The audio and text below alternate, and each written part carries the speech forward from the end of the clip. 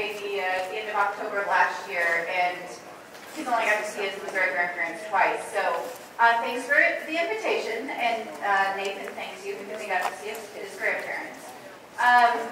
But I think this particular topic, as we think about multiple generations of farmers and ranchers, is particularly important. I can't imagine anything more dull than taxes, unless it's maybe talking about regulation. But the last speakers did a good job of keeping that topic lively, so I want to talk about the transfer tax and the current Congress and what the heck's going on. So this spring, the White House released their plan for America, their fiscal spending program. It included over $4 trillion in spending on things like the first channel are families with young children, and, including 2 years of community college, paid family leave, quite a lot of bells and whistles. The second part was related to infrastructure. But in total, $4.2 trillion, even by DC standards, is a lot of money. And so in addition to laying out what they wanted to spend it on, they had to prove out how they were going to raise the money. And so it was really in two channels, again. One related to corporate tax issues and international taxes. And that was more or less focused on the infrastructure type spending. The other portion was related to changes to the individual tax code. And I'll remind all of you that all of us in agriculture predominantly operate in the individual tax code.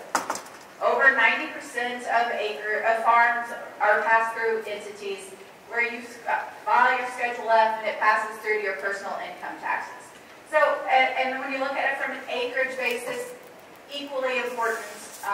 The vast majority of the acres in the United States that are farmed are from entities in the individual tax code. So I mention that because it certainly colors our advocacy on tax issues. So when we were looking at the major elements of the Biden tax plan, they had to also score them to say how much revenue would this actually generate if we made these changes to the tax code. And so you go down, oh, boo.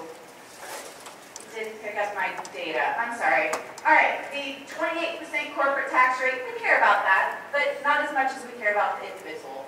But that was almost $1 trillion in and of itself. And as you go through there, these are the different buckets of taxes that the administration was proposing changes to. What's important is when you get down, let's see, five down is capital gains tax hike. That's huge. That's the first change to the individual tax code that was proposed as part of the spending package. It was estimated that the changes would generate $323 billion worth of tax revenue. That's important because it tells you the size of the target on your bag. That's how much revenue that change would generate. The other is changes to payroll tax enforcement, basic and self-employment tax changes. So that's also individual tax code, of course. And then you go down to the 39.6 top individual income tax rate. So they're proposing a bump in the individual tax rate. That's important for you all because when you have a capital gains situation or a payment that they're talking about making changes to, you're almost guaranteed that your income is going to bump up into the top individual tax rate. So you may not be paying it now, but if you have a capital gains event, you will be. So thankfully, the White House doesn't pass laws, but they certainly, that proposal didn't come out of nowhere. And we'll talk about it here in just a minute where it came from. It's called the STEP Act, and it was introduced by Senator Van Hollen from Maryland. But what the White House proposed and the changes that they were proposing are exactly what's out of the STEP Act. So what they're suggesting is repealing the 20% preferential cap gains tax rate for taxpayers taxpayers with more than $1 million in income. $1 million in income is a lot. I get that. And I don't know how many folks in the room are pulling down $1 million in income each year. Everybody raise your hand if that's you. Okay. But if you sell some acres, imagine over the last 30 years, we all know what land prices have done. So if you sell acres that you've had for quite a long time, imagine how much those have appreciated. It doesn't take very long to reach $1 million in income. So only $1 million of that income would be taxed at this preferential rate. Everything else goes into those upper tax brackets. That's a big deal.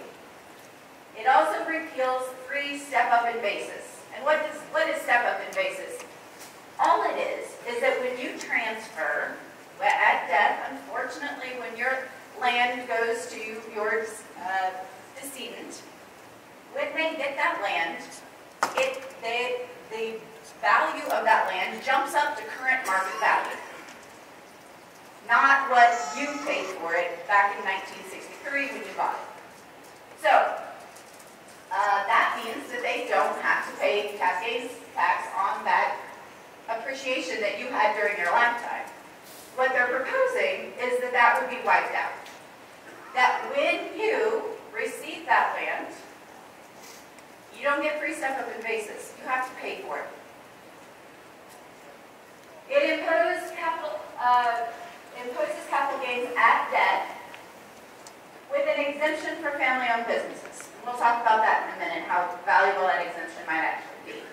But again, if at a $323 billion target, that's a pretty big bucket. And I mentioned that, and why that's important is because it's much easier to go to one bucket and pull a whole bunch of revenue than little bitty pieces. So the more revenue something generates, the easier it is for congressional staff.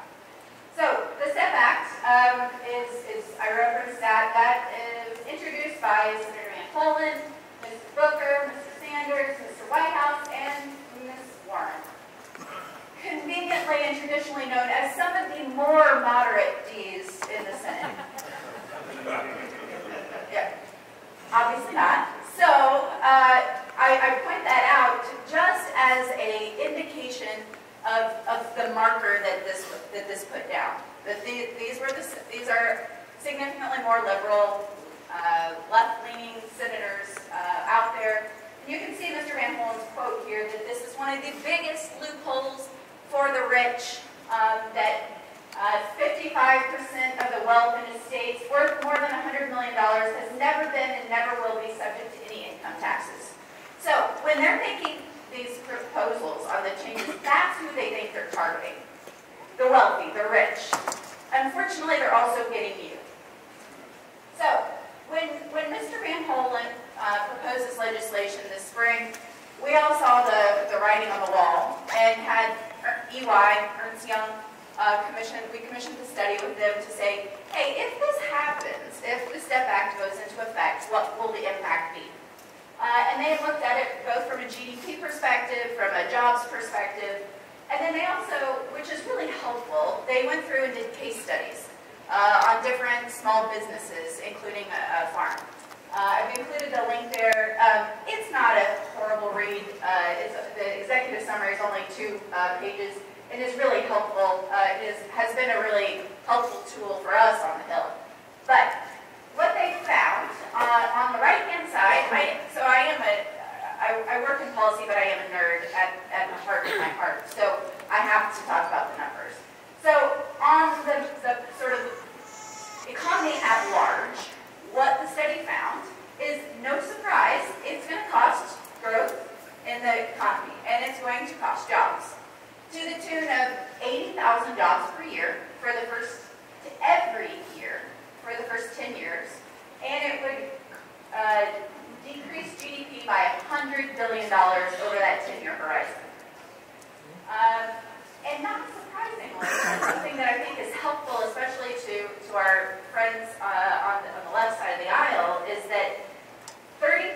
of every dollar generated in taxes comes from workers. So it's not coming from you rich folks. It's coming from the workers that you're employing in the form of decreased job opportunities and lower wages that are being paid because you have this larger tax liability that you have to pay. On the more individual basis, and I think these are also incredibly compelling, and we'll see this in other examples, but from a small business perspective, of course this would cause liquidity impacts. So imagine having a multi-million-dollar tax bill and paying with that with current cash funds. It's going to take a number of years in most situations for you to be able to actually pay the tax, your transfer tax. So oftentimes we see that the capital gains tax is more than your annual income by multiple times.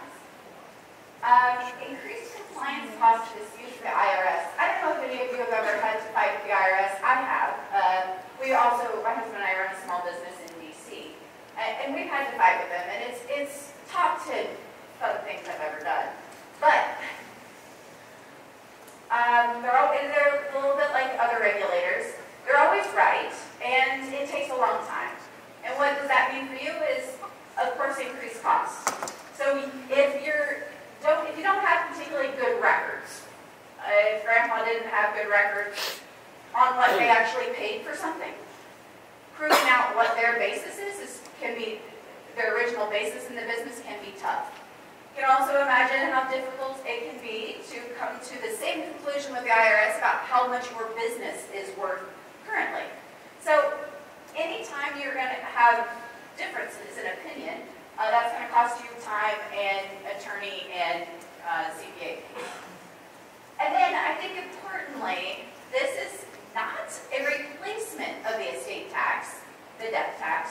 It works together with it. So this is a double taxation at death. And when you look at increasing capital gains taxes, paying those at death at transfer, and the estate tax, you're looking at a combined tax liability of over 50%. So certainly not insignificant. So you all complained. Thank you very much.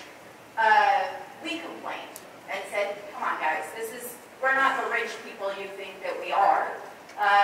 We're not the $100 gazillion estates. You're going to catch us with this too. And they said, okay, no problem. How about an exemption for small businesses, including small farms? And USDA trotted out a number without any analysis. We asked, but we didn't get any. That 98% of family farms would be exempt from the transfer tax as long as you stay in business. Because it's just a deferral of taxes. If you ever sell your farm, you get to pay that tax. So it doesn't go away. It just is this dark cloud over your business for the rest of the time you're operating it. I also note that anytime you have an exemption, you welcome problems. And I've listed a few of them up there, but we already have issues in ag with losing productive land to investors for other purposes. Imagine that if you had this exemption for small farms, if that would be of interest to investors who are looking to shield income. Yep, so that's going to welcome more of them, unfortunately. Imagine you have a change in family status. Nobody ever gets divorced, nobody ever gets married, nobody ever has interesting things go on, at least no one outside of my family. We have lots of that. But that anytime you have those type of changes, it welcomes the erosion of that exemption. The IRS also defines family different than USDA. So through the IRS code, they define it as parent to child. What if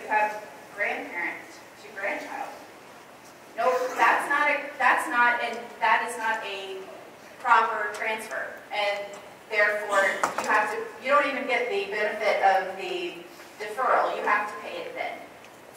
I would also mention that sometimes I think it's challenging. People have this image of agriculture as it's the same 100 acres that your family's always had, and that might be true. But you've probably over time expanded your operation. You've picked up acreage over here because you had the opportunity to, but 15 years later, if there's a tract closer to your actual homestead, yeah, you're going to sell that further out piece and you're going to buy the one closer.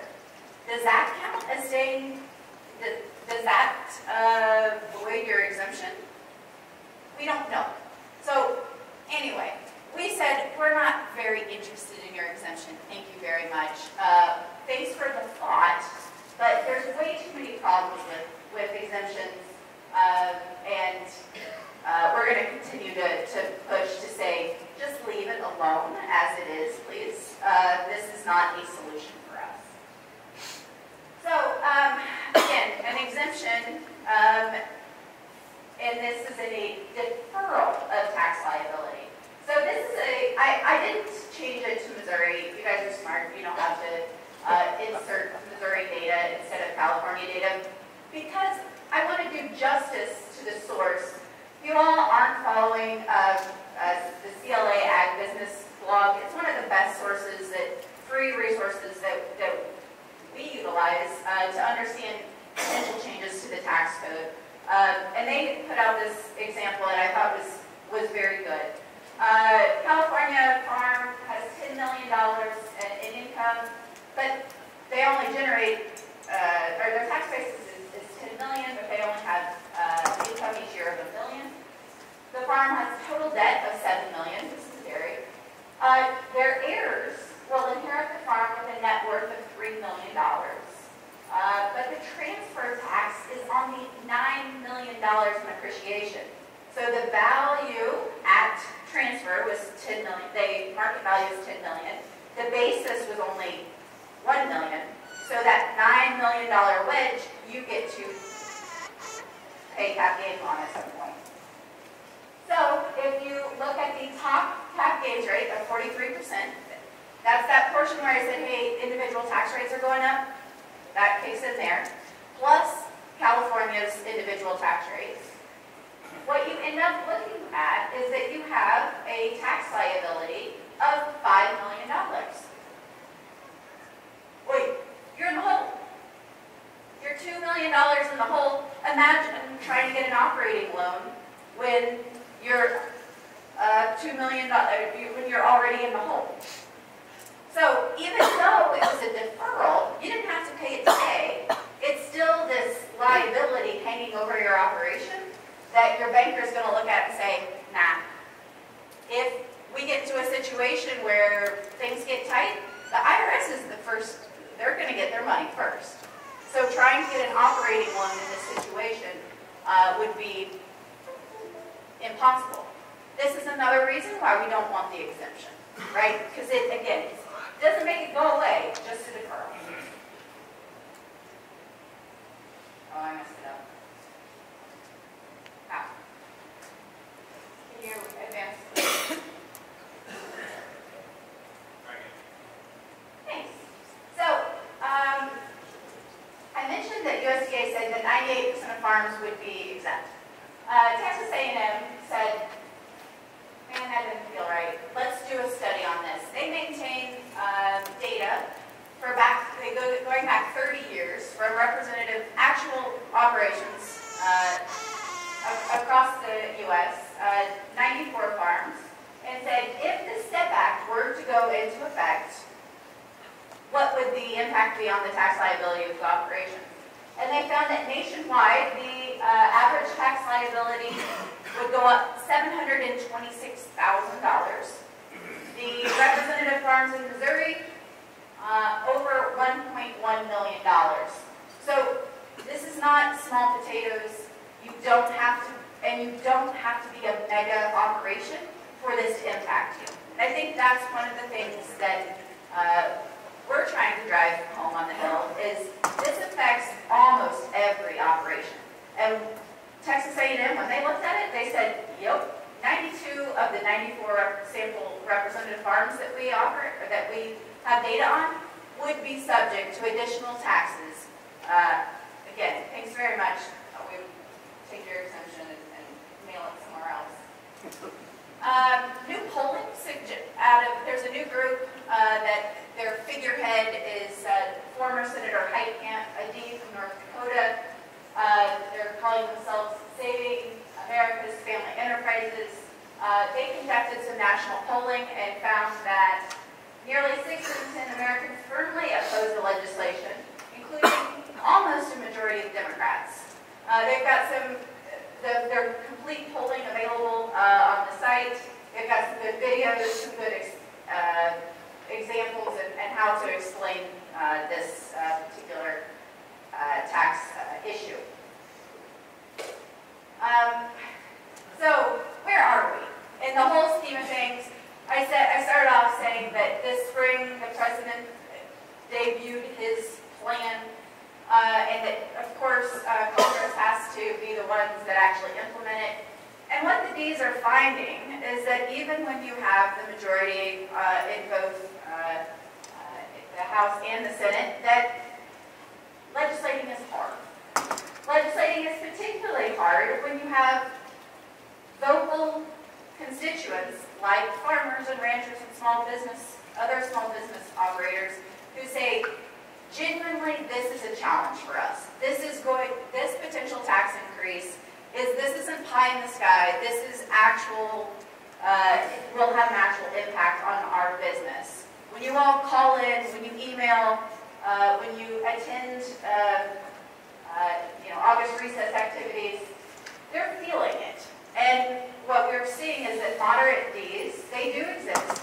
Moderate Ds are starting to pipe up and say, especially stepped-up basis, especially these changes in capital gains, are a problem. We're hearing from our constituents that this is a problem. And so, when they're trying to figure out how they're going to pay for, it's now $3.5 trillion, the bells and whistles outside of infrastructure. It's now a $3.5 trillion agenda. How are we going to pay for it? They're running into some challenges, and not everyone's going along with the progressive wing of the Democratic Party and saying all taxes are good taxes. So the reconciliation process has begun. In a little over 2 weeks, Ways and Means Committee are going to start. They're going to take up their part of the reconciliation bill, including allowing lawmakers to make amendments. These are important folks, and there's some important moderate Ds in Ways and Means. It's important that they hear from you that, continuing to hear from you that these are important challenges, would present important challenges to your business. Further, once they finally clear through the House, you'll recall that reconciliation basically means that they only need 50%, but that means they need every single D on the Senate to pass this. And there are, again, some fairly moderate Ds, including Mr. Manchin in West Virginia, who said, guys, $3.5 trillion is way too much. My constituents tell me this is going to hurt. They need to continue to hear from you, because if we can peel off a single D on the Senate, that's a win, and that means they're not going to be able to pass through this. So, thank you, and please keep it up. AFBF policy is really clear. We want full step-up in basis. We don't want changes in capital gains. And you all have engaged with numerous action alerts on step-up in basis. Step-up in basis, transfer tax, it's all the same thing. But still, the gap is fairly significant. So we need you to particularly message your Ds on the House. I flew into Kansas City Wednesday and sat behind Mr. Cleaver. I brought it up